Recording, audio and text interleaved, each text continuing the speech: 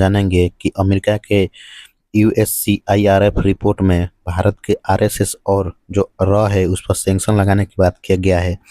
और इसके बारे में हम विस्तार से जानेंगे कि अमेरिका का रणनीति क्या है भारत के प्रति, और ये कब से बदला, क्यों बदला। देखिए, हम पहला देखेंगे यूएससीआईआरएफ एलिगेशन क्या है। इसने अपने रिपोर्ट में रॉ एंड आरएसएस को टारगेट किया है। इसने बोला है कि ये लोग धार्मिक कल्चर को बढ़ावा देने का काम कर रहे हैं, रॉ पीछे से काम कर रही है और आरएसएस सामने से आकर। इस पर एक्यूज ऑफ रिलीजियस प्रिस्क्रिप्शन का वही एक्यूजन आरोप लगाए हैं और डिमांड कर रहे हैं कि इस पर सैंक्शन किया जाए, इनको क्या किया जाए कि बंद किया जाए भारत में। और ये भी ये लोग बोल रहे हैं कि जो designation as a country of particular concern है, और ऐसा किसी भी देश में अगर होता है ना तो उस देश के लिए कंसर्न की बात है कि बाद में कुछ भी हो सकता है, क्योंकि किसी एक धर्म को बढ़ावा देना अच्छी बात नहीं है। अब देखिए, यूएस का फॉरेन पॉलिसी रूट कहाँ से ये जन्मा। ऐसा जब कोल्ड वार हो रहा था, कोल्ड वार का एरा था, तो यूएसए ने एंटी कम्युनिस्ट आइडियोलॉजी के साथ आगे बढ़ रहा था। इसमें response to Christian persecution in USSR, यानी जो उन पर क्रिश्चियन प्रिक्यूशन है ना यूएसएसआर उस समय था, उस पर लगाते थे लोग। और डोमेस्टिक पब्लिक प्रिक्यूशन पर प्रेशर डालते थे, यानी डोमेस्टिक जो वहाँ के पब्लिक है उन पर अलग तरह का प्रेशर डालते थे ताकि लोगों में क्या चाहिए, असंतोष की भावना जगे और वहाँ के सरकार के प्रति लोग प्रोटेस्ट करें, उस सरकार को गिरा दें। इनका मेन मोटिव यही रहता है, अमेरिका का जहाँ भी रहिए यही मोटिव रहता है।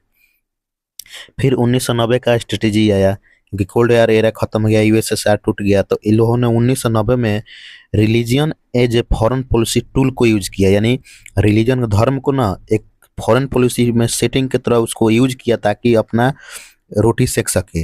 इंटरनेशनल रिलीजियस फ्रीडम एक्ट लाया 1998 में, सभी को अपना फ्रीडम एक्ट है। एस्टेब्लिशमेंट ऑफ यूसीआईआरएफ का कर दिया उसी समय, जो कि किसी देश में किसी चीज़ को लेकर ये लोग चलाते हैं।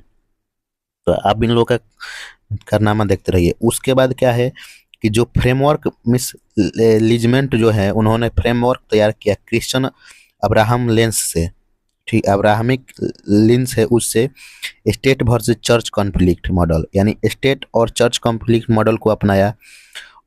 इन्होंने पूरे दुनिया में इस पर गेम किया। इंडिया के कंटेस्ट में इन्होंने सनातन धर्म को टारगेट करके किया कि प्लुरालिज्म एंड डाइवर्सिटी को लेकर, क्योंकि यहाँ पे मुस्लिम है, क्रिश्चियन भी है, बौद्ध भी है, जैन भी है, तो ये लोग सनातन धर्म को टारगेट किया ताकि उन लोगों में जो इनका छोटे छोटे जो गुट हैं उनको एक करके और भारत में असंतोष फैलाए रहें।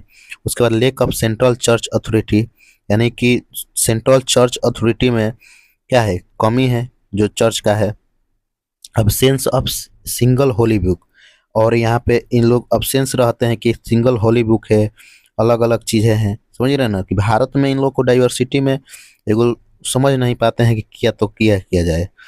अब देखिए, इंडिया इंटेलिजेंस क्रैकडाउन किया है कि ये जो किया गया है, मैंने इन्होंने जवाब दिया है कि ये डिसमेंटलिंग कॉन्वर्सेशन नक्शे से और टारगेटिंग फॉरेन फंडेड एनजीओ, ठीक है, और मॉनिटरिंग क्रिश्चियन मिशनरी नेटवर्क, यानी ये इंडिया इंटेलिजेंस क्रैकडाउन ये सब कर रही है कि ये सब क्या कर रहे हैं कि पहला तो एक एक नेक्सस इनका चल रहा है, दूसरा है कि हम लोग का फॉरेन फंडेड को एनजीओ को ये लोग टारगेट कर रहे हैं, यानी अलग अलग देश को पैसा वैसा देकर। दूसरा है कि एफआईआर इंटेलिजेंस सिक्योरिटी भी इस पर लगी है, और एकेडमिक जो होता है ना, इसको धीरे धीरे क्रिश्चियन मिशनरी नेटवर्क कर रहे हैं, यानी एक अपना क्रिश्चियन मिशनरी का नेटवर्क तैयार कर रहे हैं ये लोग भारत में भी।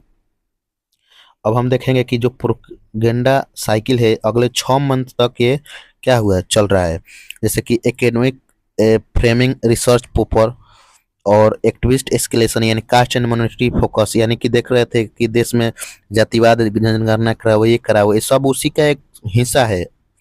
मीडिया एम्प्लीफिकेशन, यानी यूट्यूब एवं कार्टल, यूट्यूब पर भी देखते हैं कोई कोई वीडियो एकदम सरकार को हर काम में भी नेगेटिव ही दिखेगा उनको, तो ये भी उसी का एक हिस्सा है।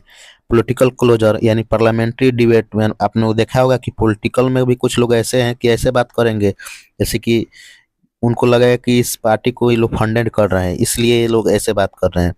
उसके बाद प्रपोज इंडिया रिस्पॉन्स, इंडिया का क्या रिस्पॉन्स आया है इस पर, इस सभी बातें पर। तो देखिए, इंडिया का इस पर, इंडिया ने इसको रिजेक्ट कर दिया है और डिनाई किया है कि ये एकदम बेसलेस बातें हैं। फैक्ट बेस्ड काउंटर ऑफेंसिव होना चाहिए, यानी तथ्य इसका कोई नहीं होना चाहिए। कभी भी बात बोलना चाहिए तो उस पर फैक्ट होना चाहिए। इन्होंने एक्सपोज कर दिया है सीआई के एक्टिविस्ट को, यानी सीआईए ने ये सब करवाया है उसको भी किया है। और असर्टिव डिप्लोमेटिक स्ट्रेटजी अपनाते हुए भारत ने सबको जवाब दिया है। तो आप लोग समझ गए हैं कि यूएससीआईआरएफ क्या है, इसका रिपोर्ट क्यों ऐसे आता है, अमेरिका ने इसको क्यों बनाया, और अमेरिका के इससे पहले क्या रणनीति था दुनिया में डिसमेंटलिंग करने के लिए। तो मिलते हैं किसी ऐसे ही इम्पोर्टेंट वीडियो से। Thank you so much.